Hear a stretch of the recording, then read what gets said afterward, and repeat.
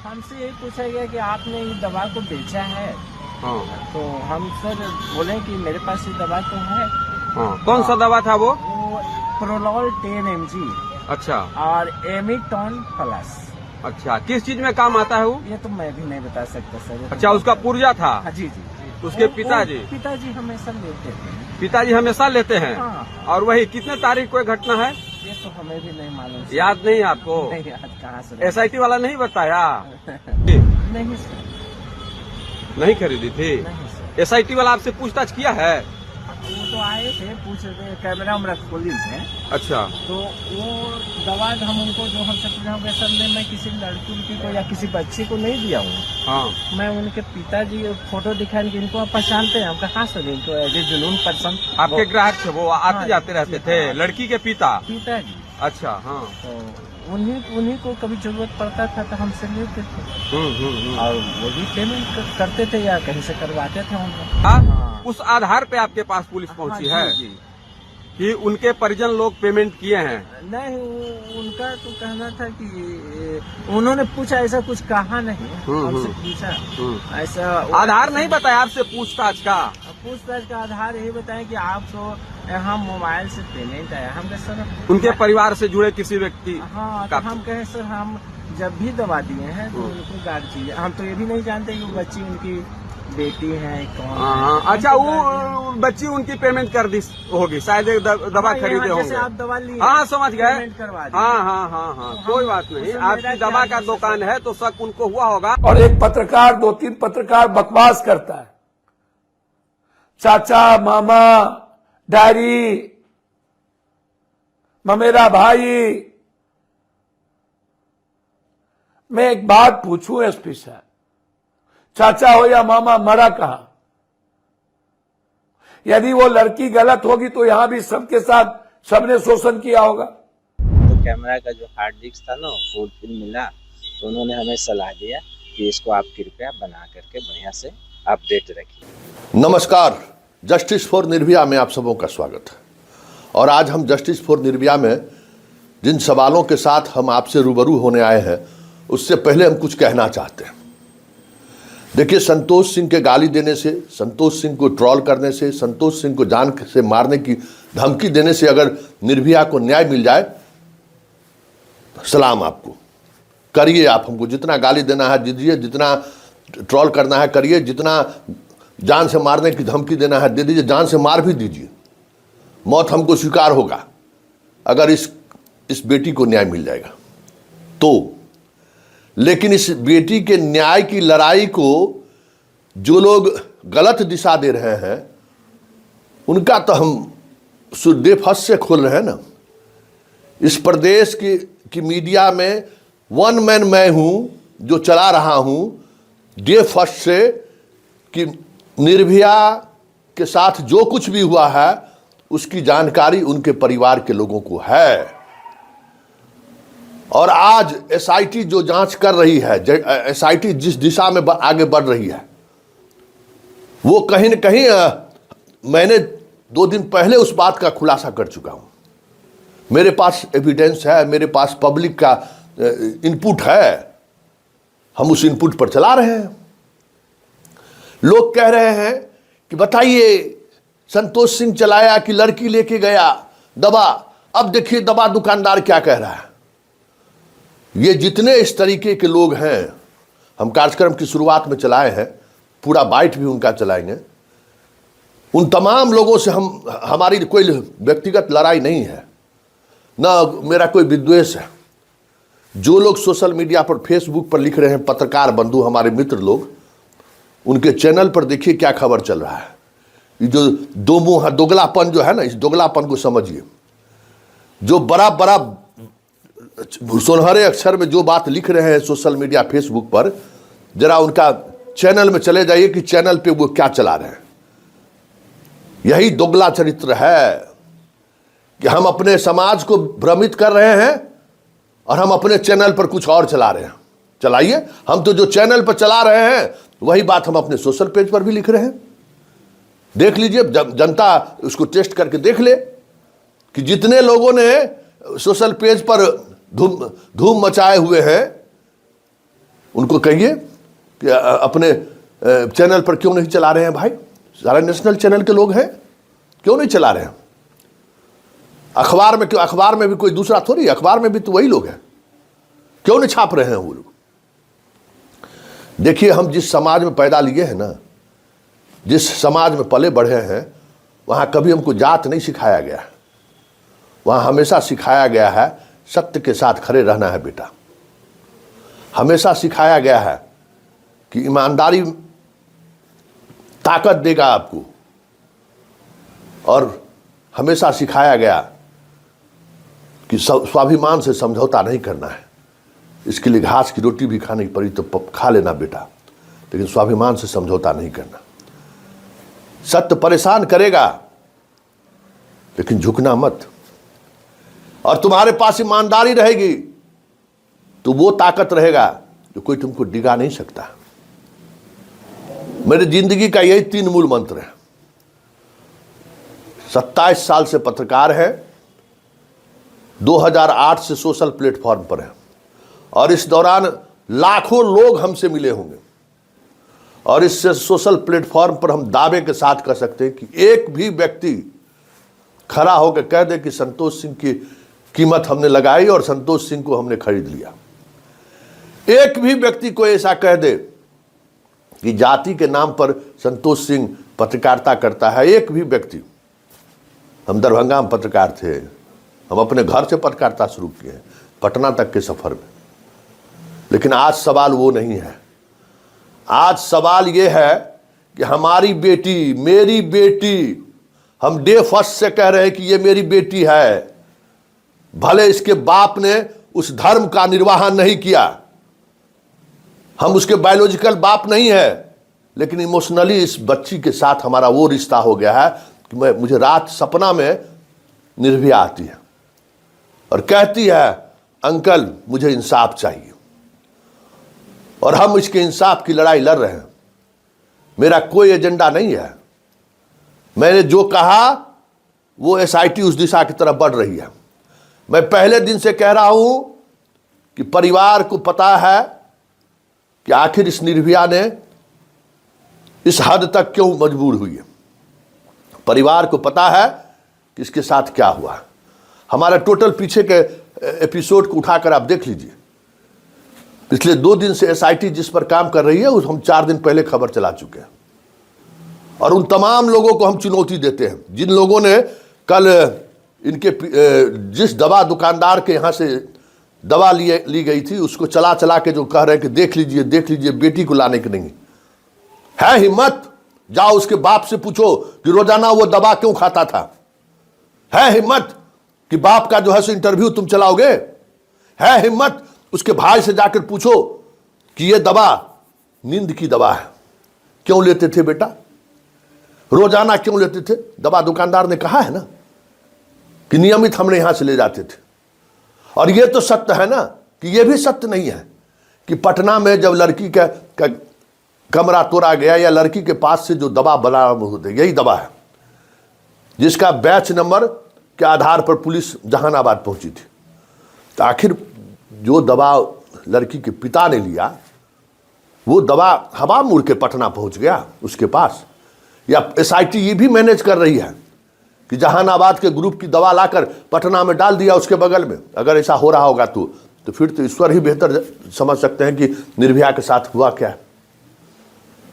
बताइए ना, उसके पिताजी को तो बताना चाहिए ना कि ये दवा क्यों लेते थे नियमित, किसके लिए लेते थे। और दवा दुकानदार कहता है कि हमको नहीं पता है कि इस दवा का काम क्या है। अरे बाबा रे बाबा, दवा दुकानदार को पता नहीं होगा। वो दवा जो है बिना प्रिस्क्रिप्शन को क्या बेचा ही जा सकता है। और बड़ा कहें कि हम तो बहुत भला मानुस है, हमारा सीसीटीवी काम नहीं कर रहा है। और ये दवा किसका है मुझे नहीं पता है। दोनों बात सुनिए। कल मीडिया ने जो पहली बाइट इससे लिया है कि भाई एसआईटी ने क्या पूछा है, तो इसने कह दिया कि आए थे सीसीटीवी फुटेज के बारे में पूछा। और पत्रकार भी होशियारी देखिए, दवा के बारे में कोई सवाल नहीं किया क्योंकि एजेंडा सेट करना था। और वो जितने चैनल आप देख रहे हैं ना, वो चैनल पर डिफरेंट आदमी, जहानाबाद का एक अलग मिजाज है। 21 रिपोर्टर 14 चैनल का लोगों लेके घूमता है। 14 को चैनल का रिप्रेजेंटेटिव वही है, वहाँ एक अलग खेला मीडिया में चलता है। तो देखिए पहले वो 14 को चैनल वाला क्या, लड़की को बाप क्या कह रहा है, उसके बाद जब लोग इनके समाज के लोग गए उससे पूछने के लिए तो क्या सवाल कर रहे हैं जरा सुन लीजिए, गौर से सुनिएगा। सीसीटीवी कैमरा उनके पास नहीं है, काम नहीं करता है। उनके पिताजी ले जाते हैं, यूपीआई से पेमेंट हुआ है, किसका यूपीआई से हुआ है ये हमको नहीं पता है। हमारे पास तो यही ना है कि 370 रुपया का पेमेंट यूपीआई हमारे निर्भया के अकाउंट से हुई है, बस। चलिए पहले जरा सुन लीजिए। जो नीट छात्रा जो पटना में जिसकी मौत हुई है, आपके दुकान से दवाई खरीदी थी? नहीं सर, नहीं खरीदी थी। नहीं सर। एसआईटी वाला आपसे पूछताछ किया है? वो तो आए थे, पूछ रहे थे, कैमरा में खोली थे। अच्छा, तो वो दवा हम उनको जो हमसे पूछा होंगे सर, मैं किसी लड़की को या किसी बच्ची को नहीं दिया हूँ। हाँ। मैं उनके पिताजी फोटो दिखाने के, इनको आप पहचानते हैं? हम कहा सर इनको एज ए जुनून पर्सन। आपके ग्राहक थे वो, आते हाँ, जाते रहते थे? हाँ। लड़की के पिताजी। अच्छा, हाँ। तो उन्हीं को कभी जरूरत पड़ता था तो हमसे लेते थे, और वो भी पेमेंट करते थे या कहीं से करवाते थे उनको। अच्छा, आप लोग का है, आप छुपना नहीं है? ना ये बच्चा है मेरा। कोई बात नहीं, आपके दुकान में हैं, और तो इसमें छुपिएगा तो संदेह होता है, क्योंकि भ्रामक खबर चल रहा है, चलाया जा रहा है, तरह तरह की बातें आप देख रहे होंगे मीडिया में। तो आप लोग में से कोई उस लड़की को पहचानते हैं? कभी देखे जीवन में? आज तक तो मैंने नहीं देखा उनको, क्योंकि मैं यहाँ रहता। कोई इस दुकान में आते जाते कभी उसका परछाई, कोई भी सीसीटीवी जो आपका है उसमें प्रशासन को आप सब दे दिए? हाँ देखिए, तो उसमें ऐसा कुछ नहीं ना मिला? क्या पूछा है एसआईटी वाला आपसे? हमसे यही पूछा गया कि आपने इस दवा को बेचा है। हाँ। तो हम सर बोले कि मेरे पास ये दवा तो है। हाँ। कौन सा दवा था वो? प्रोलॉल 10 mg। अच्छा। और एमिटॉन प्लस। अच्छा, किस चीज में काम आता है वो? ये तो मैं भी नहीं बता सकता सर। अच्छा, उसका पुर्जा था? हाँ, जी जी। उसके पिताजी? पिताजी हमेशा लेते हैं। पिताजी हमेशा लेते हैं? हाँ। और वही कितने तारीख को घटना है? ये तो हमें भी नहीं मालूम। याद नहीं आपको? नहीं याद, कहाँ से? एसआईटी वाला नहीं बताया? अच्छा, वो सब तो बता रहे हैं कि 27 को 28 को 1 को। देखिए, हम अरवल हॉस्पिटल मोड़ के पास हैं, जहानाबाद का हॉस्पिटल मोड़ है, यहीं के बारे में, इस दुकानदार के बारे में बताया जा रहा है। रोहित मेडिकल है। बताया जा रहा है कि यहीं से पीड़िता दवाई खरीदी थी, नींद की गोली खरीदी थी, और 26 तारीख को शायद। हाँ, नहीं, मैं मीडिया वाला बता रहा है, मीडिया वाला बता रहा है कि पीड़िता खुद दवा खरीदी थी और इसी को लेके गई पटना, और हॉस्टल में वही दवा खाने के कारण उसकी मौत हुई। आप नहीं कह रहे हैं, मैं नहीं कह रहा हूँ, ये कुछ लोग जो दलाल टाइप के, जो सरकार की छवि को बचाना चाहते हैं या फिर किसी से पैसा लेके बिके हुए हैं, वो व्यक्ति ऐसा चला रहा है। हमें उससे सवाल पूछना चाहता हूँ कि आओ तुम जहानाबाद है, इसकी जांच पड़ताल करो। उसका कहना है कि इस घटना का पूरा जांच सिर्फ जहानाबाद में हो रहा है, बाकी किसी से जांच करने की आवश्यकता नहीं है और कहीं जांच नहीं हो रहा है। ये उचित है? सर मेरे समझ से एज ए मानव, हाँ, वो बच्ची हर घर की बच्ची थी। हाँ, मेरी भी बच्ची थी। हाँ, समझे? अगर ऐसा आपके आंसू, आंख में आंसू बता रहा है कि आपके अंदर दर्द है, किसी का बेटी हो, अगर वो गई है तो उसका दर्द आपको भी है, हमको भी है, और सारे बिहार पूरे देश को है कि नहीं चाचा?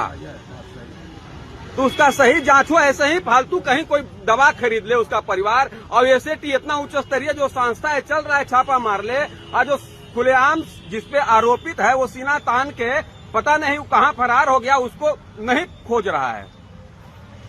सर हम लोग के साथ अगर आप पेशेंट हैं सर, हाँ, अब आप आइएगा, दवाई मांगिएगा तो हाँ, क्यों नहीं देंगे आप? देना भी मानवता के खिलाफ। अरे नहीं, काहे देंगे आप? आपका कैसे बिजनेस चलेगा? आप बेचने के लिए है ना, लेकिन आप क्या दवा दे रहे हैं, और बयान लोग क्या दे रहा है, सवाल लोग क्या कर रहा है, ये चीज है ना। अब सर वो तो डॉक्टर न बताएंगे सर कि किस रूप में हमने इनको प्रिस्क्राइब किया। वो तो पुर्जा जो भी आप बेचते हैं, जो पुर्जा जिस आधार पे ऐसा, तो जो पुलिस जो आपके पास पूछताछ करने आई, उसके पास कोई होगा ना उसका साक्ष्य? नहीं, वो मोबाइल पेमेंट के बारे में बता रहे हैं। तो आपके पास जो पेमेंट करी थी, हाँ, करी थी कहाँ सर। अच्छा। उन्होंने जैसे आप गार्जियन हमसे हाँ। दवा लिए, हाँ। बहुत सारे ऐसे हैं लोग सर की दवा लेते हैं और कहते हैं कि हम पेमेंट ऑनलाइन करवा देते हैं, तो उनका पति या माँ बाप भाई जो भी बाहर रहता है वहाँ से पेमेंट करता है, तो अब हम कैसे तो करें। आपके मोबाइल में जो पेमेंट हुआ था, हाँ। उस आधार पे आपके पास पुलिस पहुंची हाँ, है जी, जी। कि उनके परिजन लोग पेमेंट किए हैं? नहीं, उनका तो कहना था कि उन्होंने पूछा, ऐसा कुछ कहा नहीं, हमसे पूछा ऐसा आधार नहीं बताया आपसे पूछताछ का? पूछताछ का आधार यही बताया कि आपको यहाँ मोबाइल से पेमेंट आया। हम कहे सर उनके परिवार से जुड़े किसी व्यक्ति हाँ, तो हम कहे सर हम जब भी दवा दिए हैं तो उनको गार्जियन, हम तो ये भी नहीं जानते कि वो बच्ची उनकी बेटी है कौन है। अच्छा, वो बच्ची उनकी पेमेंट कर दी होगी शायद, दवा खरीदे होंगे। जैसे आप दवा लिए, हाँ समझ गए। पेमेंट करवा दी। हाँ, कोई बात नहीं। आपकी दवा का दुकान है तो शक उनको हुआ होगा, लेकिन गलत ढंग से इसको चलाना, जांच की दिशा को भड़काने के लिए, गलत दिशा में मोड़ने के लिए, जनता को दिग्भ्रमित करने के लिए, अगर ऐसा कोई भ्रामक खबर चलाता है वो अपराध है कि नहीं? कैसे हम बताएं सर, है? हमको तो अपने बोलती बंद है? मेरा तो अपने बोलती बंद है सर। आप कुछ गलत नहीं ना किए हैं? अगर गलत करते तो आपसे इतना बात भी तो नहीं फिर करते। क्या बोलती बंद होना है? इसमें बोलती तो बंद सीधा है बात सर, है, हमने आपका भी गार्जियन- बच्ची अभी आप। हाँ, गार्जियन को मैंने दिया है, अगर भाई किन्हीं को तो दिया नहीं। हाँ। कुछ लोग आए थे सर जिन्हें हम बढ़िया से पहचान नहीं पाए आए। उन्होंने हमको कहा कि सर मुझे आपका कैमरा चेक करना है। हमने कहा कि आइए सर चेक कीजिए। उन्होंने चेक किया तो कैमरा का जो हार्ड डिस्क था ना फुल मिला, तो उन्होंने हमें सलाह दिया कि इसको आप कृपया बना करके बढ़िया से अपडेट रखिए। बस इतना ही बात तो हुई सर। फिर आगे भी उन्होंने कहा कि क्या कहा कि आगे भी पूछताछ? नहीं, आगे कहें कि अगर मान लिया कि ज़रूरत पड़े तो क्या आप हमें सहयोग करेंगे? मैं सर क्यों नहीं, एज ए जुनून पर्सन मैं बिल्कुल सहयोग करूँ, मैं भी सामाजिक नागरिक हूँ सर। किस मामले में पूछताछ की कुछ जानकारी दी? ना ऐसा तो कुछ नहीं है सर, खाली वो कैमरे पे फोकस या कैमरा देखी ना उसके बाद ये सब बातें हुई। कुछ दवा ववा के विषय में भी बात की होंगे? नहीं सर, दवा तो नहीं, ऐसा कुछ तो नहीं। कैमरे की क्या स्थिति थी आपके? कैमरा स्थिति था सर कि करंट दिखा रहा था, सिर्फ फिगर हमको भी पता, हमको ना चलाने नहीं आता। तो क्या हार्ड डिस्क फुल था क्या? हाँ, तो उन्होंने चेक किया था हार्ड डिस्क फुल था, तो बच्चे लोग थे बुलाए घर से, तो बच्चे लोग कहेंगे हार्ड डिस्क फुल है। और रियल में सर हम मैकेनिकल को बनाने के लिए कहे हुए हैं, वो कहें कि फुर्सत मिलेगा तो भैया मैं आकर बना दूंगा। बस इतना ही तो है सर। सुन लिए। अब हम चुनौती देते हैं, जिसने ये वीडियो वायरल करके हमको ट्रोल करने की कोशिश कर रहे हैं, उनको हम चुनौती देते हैं कि उनके बाप से पूछे, लड़की के बाप से पूछे कि उसके घर में ये दवा कौन खाता है। और जितना पत्ता, दवा दुकानदार भी उन्हीं का है ना, जितना लेके खरीद के लेके गए थे, क्या आज भी उनके घर में उतना पत्ता मौजूद है दवा का? बाप को तो अब प्रेस कॉन्फ्रेंस करना चाहिए। जिन चीजों से हम बच रहे थे, एक बात समझ लीजिए, जिन चीजों से हम लगातार बच रहे थे उसको इन्हीं लोगों ने एक्सपोज किया है। क्योंकि मुझे पता था और पता है कि हमारे निर्भया के साथ ये जो स्थिति हुई है ना, इसके लिए हमारा समाज जिम्मेवार है, हमारी मानसिकता जिम्मेवार है। हम अपने बच्चों के शैक्षणिक योग्यता पर मंथन नहीं करते हैं कि ये बेटी मेरी डॉक्टर बनने की स्थिति में है कि नहीं, लेकिन हमारी इच्छा होती है कि हमारे बेटा बेटी कलेक्टर बन जाए, और हम अपनी इच्छा अपने बच्चों पर थोप देते हैं। उसी का परिणाम है निर्भया। इसलिए हम बार बार कहते हैं कि इसकी जांच होनी चाहिए, और हर बाप जिम्मेवार है इस तरीके की घटना के लिए, जो अपने कर सकते हैं कि इच्छा बच्चों पर थोपता है। उसको पता है कि बाल बच्चा, मेरा बेटा बेटी 100 मीटर का दौड़ नहीं दौड़ सकता है, और उसको मैराथन दौड़ने के लिए पटना भेज देता है। इसलिए हम इस खबर पर लगातार बने हुए थे कि ये सच भी सामने आना चाहिए। हम जैसे बाप का जो एक महत्वाकांक्षा है, जीवन में हम अपने कुछ नहीं किए। इसके पिताजी क्या हैं? चपरासी थे। ये अपने पिताजी के अनुकंपा पर अखिलेश सिंह मंत्री बने तो इनको किरानी बना दिया। अखिलेश सिंह अपने कह रहे थे, अपने जीवन में कुछ नहीं किए। अब बच्चों को डॉक्टर बनाने का सपना देख रहे हैं। अरे भाई, हमारा आपका भी तो कुछ होता है ना, कि हमारा आपका जीवन शैली कैसा रहा है, पढ़ाई को लेकर क्या समझदारी रही है, उसी का असर बच्चों पर पड़ता है ना।